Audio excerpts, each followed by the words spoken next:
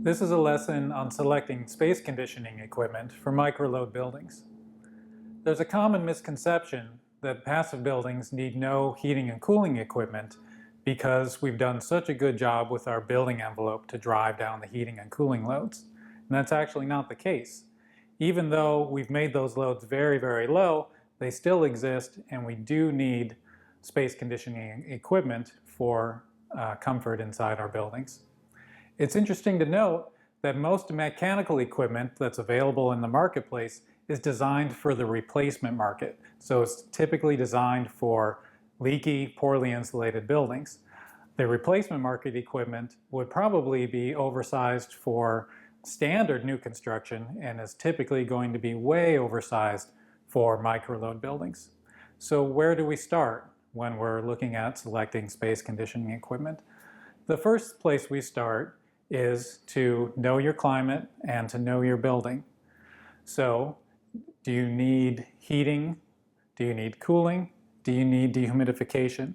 And that starts you down sort of a decision tree that guides you towards different pieces of equipment.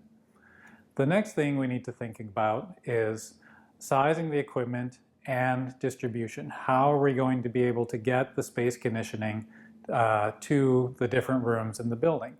And this is going to change, again, going back to the top of the decision tree. This will change based on your climate and your building.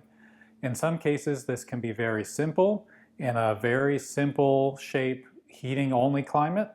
In other cases, it's going to be more complex, where you need ductwork and an air handler to move air to different rooms in the building.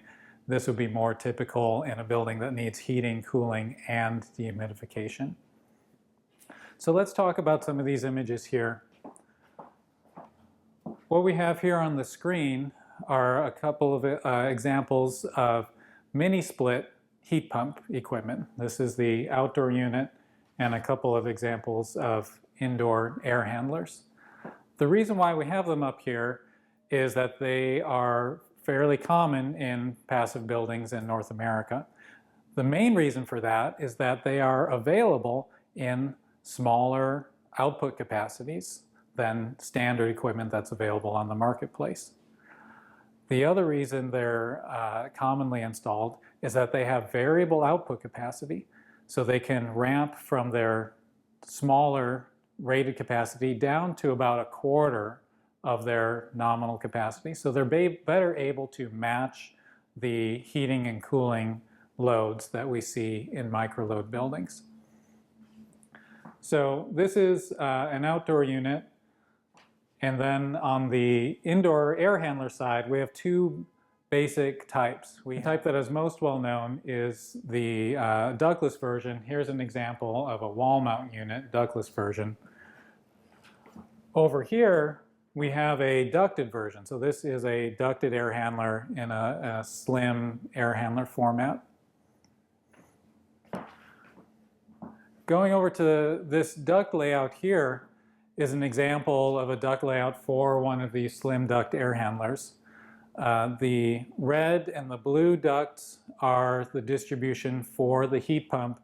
The green and the yellow ducts are distribution for the energy recovery ventilator. In this case, the ERV ductwork is separate from the heat pump, but in some cases, it can be beneficial to integrate the supply air ductwork into the heat pump ductwork. On the heat pump side, it's interesting to note that the red ducts are the return ductwork. The return ductwork is very short and compact, and the supply ductwork is relatively compact.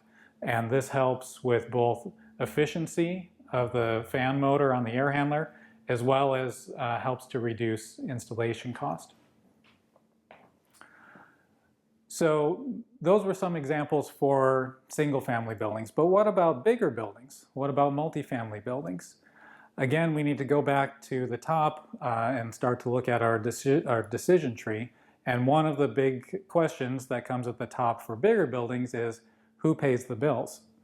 So if it's a rental building, are the tenants paying the bills for the heating and cooling, or is the owner paying the bills? If the owner's paying the bills, then they might opt for a centralized system. So that might be a centralized boiler or a centralized heat pump system. If the tenants are paying the bills, then the owner might opt for individual heat pumps or some other piece of equipment like that. And there's pros and cons and different strategies for optimizing those systems in both of those cases.